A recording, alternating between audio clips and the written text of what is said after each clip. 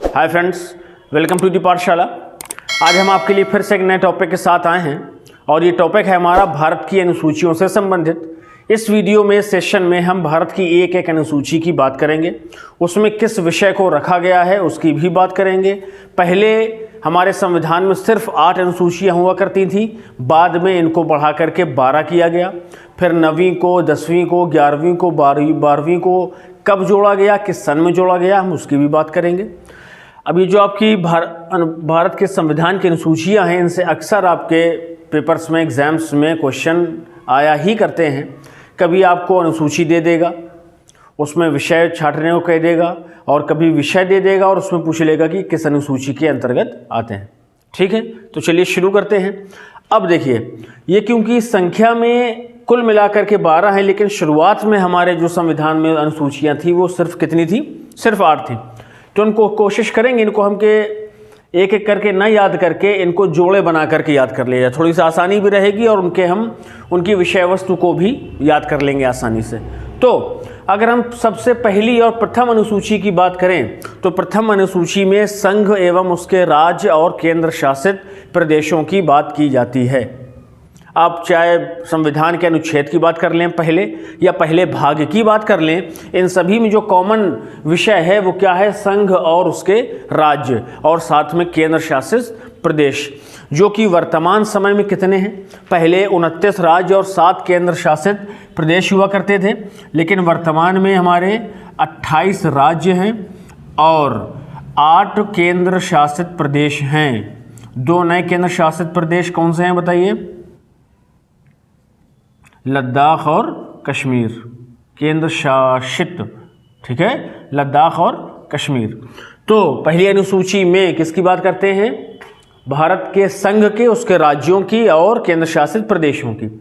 अब पहले के साथ में आप क्या कीजिए, चौथे को जोड़ लीजिए। ठीक है, इसमें भी राज्यसभा में प्रतिनिधित्व की बात की जाती है, यानी राज्यसभा में किस राज्य से और किस केंद्र शासित प्रदेश से कितनी सीटें ली जाएंगी, कितने लोगों को राज्यसभा में बुलाया जाएगा, उन सभी का वर्णन चौथी अनुसूची में है। अब इसमें कॉमन पॉइंट क्या है कि राज्यों का वर्णन इसमें भी है और प्रथम में भी राज्यों का ही वर्णन है संघ के साथ में। ठीक है, तो संघ से ही क्योंकि राज्यसभा जुड़ी है और उसी में राज्यों के प्रतिनिधित्व की बात की गई है, तो क्योंकि राज्य इसमें भी हैं, राज्य इसमें भी हैं। तो आप पहली अनुसूची को और चौथी अनुसूची को इस तरह से याद कर सकते हैं कि पहली में भारत के संघ, उसके राज्यों की बात की गई है और चौथे में राज्यसभा में राज्यों के प्रतिनिधित्व की बात की गई है। ठीक है, अब इसी तरह से अगर हम दूसरे की बात करेंगे, दूसरी अनुसूची की, तो इसमें वेतन, भत्ते और पेंशन की बात की गई है। किनके? हमारे राष्ट्रपति हैं या राज्यपाल हैं, उच्चतम न्यायालय के न्यायाधीश हैं, या आपके लोकसभा या राज्यसभा के अध्यक्ष हैं, उपाध्यक्ष हैं, इसके बाद विधानसभा, विधानमंडल के सभापति या उपसभापति हैं। इन सभी के वेतन, भत्ते और पेंशन की बात की गई है। इसको आप किससे जोड़ सकते हैं? तीसरी अनुसूची से। जब आप तीसरी अनुसूची में देखेंगे तो इसमें शपथ की बात की गई है। ठीक है, शपथ कब ली जाएगी, इसको थोड़ा सा इस तरह से आप याद कर सकते हैं कि मान लीजिए हम कहीं जॉब के लिए गए, हम वहाँ सेलेक्ट हो गए। अब फाइनल जब ज्वाइनिंग का वक्त आता है तो सबसे पहले हमारी बात क्या होती है कि भाई वेतन तो बताइए, कितना क्या पेमेंट देंगे, क्या इंक्रीमेंट होगा, फिर उसके बाद में हमें क्या पेंशन मिलेगी, उसके साथ हमारे जो जॉब में हमारी सैलरी होगी उसमें क्या क्या भत्ते आप लगाएंगे, टीए डीए कितना देंगे, सारा कुछ हम कंफर्म करते हैं ना। उसके बाद फिर हम उसकी शपथ लेते हैं कि हाँ ठीक है, मैं आपके यहाँ काम करूँगा। तो खैर प्राइवेट में नहीं होता है, लेकिन फिर भी हम याद करने के लिए इसको समझ लेंगे कि पहले जब आप किसी नौकरी के लिए जाते हैं तो पहले आप वेतन, भत्ता और पेंशन की बात करते हैं, फिर उसके बाद में शपथ ग्रहण करते हैं, यानी मैं आपके यहाँ काम करने के लिए तैयार हूँ इन शर्तों के साथ में। ठीक है, तो दूसरे में क्या बात की गई है? वेतन की, भत्ते की और पेंशन की। और तीसरी में मंत्रियों के, उच्चतम न्यायालय के, उच्च न्यायालय के, किनकी? न्यायाधीशों की और अलग अलग मंत्रियों की शपथ की बात की गई है कि वो संविधान को साक्षी मान करके, संविधान के मूल्यों पर चलते हुए, अपने कर्तव्यों का पालन करते हुए अपने पद का प्रयोग करेंगे। तो वो बात किस में की गई है? तीसरी अनुसूची में। ठीक है भाई, तो देखिए पहले और चौथे में कॉमन बात क्या है कि राज्यों की बात की गई है। पहले में संघ एवं उसके राज्य, चौथे में राज्य और राज्यसभा और राज्यों की उसमें प्रतिनिधित्व की बात की गई है, दूसरे में पहले वेतन, फिर तीसरे में आ जाइए क्या, शपथ। ठीक है, तो इसमें कन्फ्यूज़न नहीं होना है कि दूसरे में शपथ है या तीसरे में है, पहले हम वेतन की बात करते हैं उसके बाद फिर हम शपथ की बात करते हैं। ठीक है, अब आ जाइए पाँचवीं छठवीं में क्या कॉमन पॉइंट है, इसको भी देख लीजिए, ये काफ़ी हद तक मिलते जुलते हैं। पाँचवीं में अनुसूचित जनजाति के क्षेत्रों के प्रशासन का वर्णन किया गया है। ठीक है, अब आप क्या कीजिए, अनुसूचित हटा दीजिए और सिर्फ जनजाति पकड़ लीजिए, तो वो आपकी छठवीं अनुसूची हो जाएगी। छठवीं अनुसूची में देखिए, जनजाति क्षेत्र असम, मेघालय, त्रिपुरा और मिजोरम, ये जो जनजाति क्षेत्र हैं इनमें कैसा प्रशासन रहेगा, ये छठवें में बात की गई है, तो इनको भी याद करना बड़ा आसान है।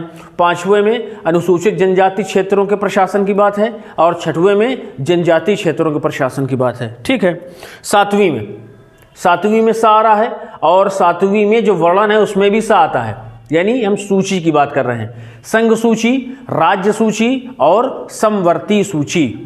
ठीक है, संघ सूची, राज्य सूची और समवर्ती सूची। तो ये जो सूचियां हैं ये किस में है, सातवीं अनुसूची में। ठीक है, ध्यान रखिए, सात में भी सा आ रहा है और सूचियों में भी सा आ रहा है। अगर हम संघ सूची की बात करते हैं तो संघ सूची में पहले कितने विषय हुआ करते थे, संघ सूची में पहले आपके 97 विषय थे, अब बढ़ करके ये कितने हो गए हैं, 100 हो गए हैं। ठीक है, संघ सूची में 97 विषय थे, अब कितने हो गए हैं, 100 हो गए हैं। अगर हम राज्य सूची की बात करेंगे तो राज्य सूची में पहले 52 विषय हुआ करते थे, जो कि घट करके 47 बचे हैं।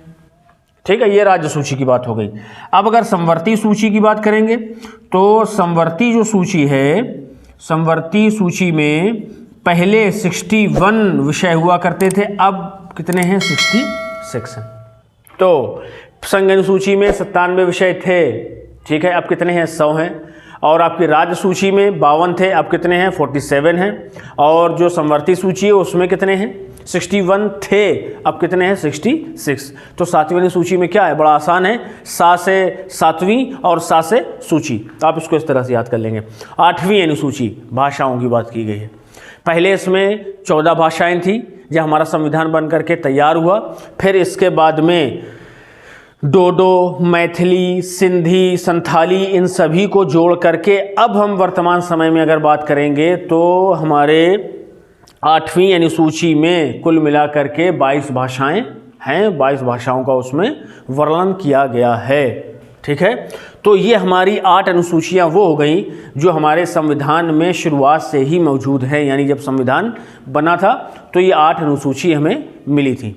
तो आज याद करना भी आसान है, जिस तरह से मैंने आपको बताने की कोशिश करी, अगर वैसे ही कोशिश करेंगे तो उसको आप आसानी से याद कर पाएंगे। अब आ जाइए 9वीं अनुसूची। 9वीं अनुसूची जो है भारत के संविधान में जोड़ने की इसकी आवश्यकता इसलिए पड़ी कि उस समय ज़मींदारी प्रथा को ख़त्म करने और भूमि सुधारों को लाने के लिए, उनमें परिवर्तन करने के लिए बहुत सारे नियम बनाए गए, कानून बनाए गए। तो उन नियम और कानूनों को आपकी 9वीं अनुसूची में रखा गया। फिर उसको प्रथम संविधान संशोधन 1951 के द्वारा हमारे संविधान में जोड़ा गया।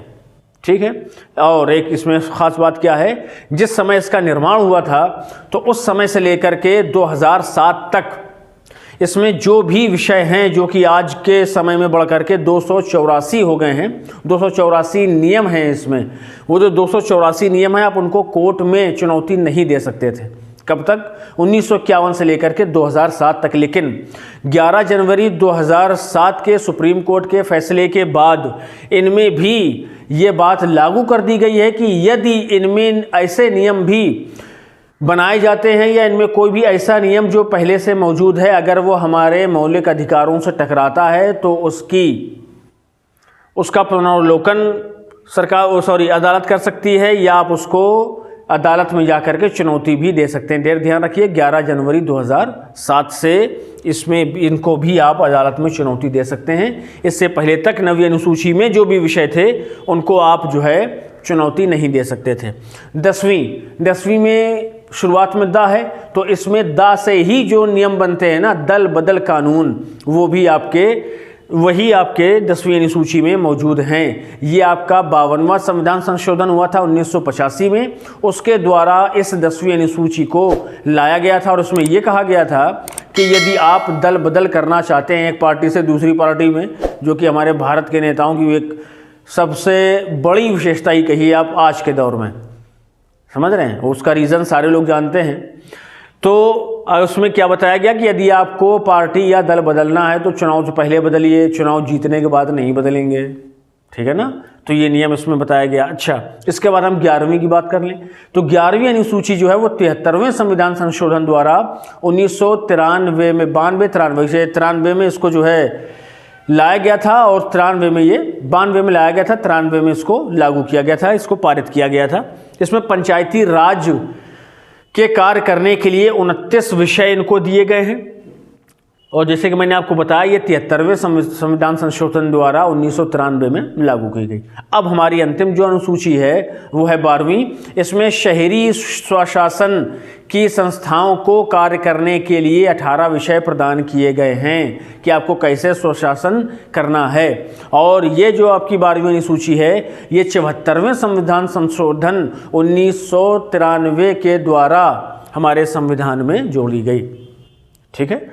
तो उनको आप अलग अलग याद कर लीजिए, बहुत आसान है। 11वीं में पंचायती राज है और 12वीं में आपकी शहरी स्वशासन से संबंधित नियम है, ठीक है। 9वीं में क्या दिया गया, भूमि सुधार है। 10वीं में दल बदल है। दल बदल तो बड़ा आसान है, 10वीं दल बदल, द से 10 और द से दल, ठीक है। 9वीं में भूमि सुधार और जैसे कि मैंने इसमें आपको बताया, आप इन दोनों को एक साथ ले लीजिए, ये दोनों इसमें क्या है कि पहले आप वेतन की बात करेंगे तो दूसरी अनुसूची में वेतन की बात करी जाती है, फिर आप क्या कहते हैं कि ठीक है मैं तैयार हूँ एग्रीमेंट करने के लिए या आपके अंडर काम करने के लिए इन नियमों के आधार पर, तो फिर हम वो शपथ लेते हैं। तो दूसरे में क्या है, वेतन भत्ते और पेंशन। तीसरे में आपका क्या है, शपथ है। अलग अलग मंत्रियों की, उच्चतम न्यायालय, उच्च न्यायालय के न्यायाधीशों की जो शपथ संबंधी प्रक्रिया है, जो नियम कानून है, वो सारे कुछ आपको इसमें मिलेंगे, ठीक है। चौथी में हमने क्या बात करी थी कि चौथी में आप एक से और चौथी से क्या ले लीजिए, राज्य। दोनों में राज्यों की बात की गई है, तो राज्य से आप पहली और चौथी याद रख सकते हैं। पहले में भारत के संघ, उसके राज्य, और चौथे में राज्यसभा में राज्यों के प्रतिनिधित्व की बात की गई है। और साथ में केंद्र शासित प्रदेशों की भी एक फैक्ट आप याद रखिए कि दिल्ली और पुदुचेरी ऐसे केंद्र शासित प्रदेश हैं जहां पर विधानसभा मौजूद हैं, और क्योंकि विधानसभा से ही सदस्यों को चुनकर राज्यसभा में लाया जाता है, तो दिल्ली और पुदुचेरी से भी आपके राज्यसभा में सदस्य लाए जाते हैं, ठीक है। तो इस तरह से आप बड़ी आसानी से इनको याद कर सकते हैं। और अगर आपको कोई फिर भी परेशानी लग रही हो तो कमेंट में ज़रूर बताइए, और अगर वीडियो अच्छा लग रहा हो तो लाइक कीजिए, शेयर कीजिए और दूसरे लोगों तक भी इसको पहुंचाइए। चैनल को सब्सक्राइब भी कर लीजिए। मिलते हैं नेक्स्ट टॉपिक में अगले सेशन में। Till then bye bye, have a nice day.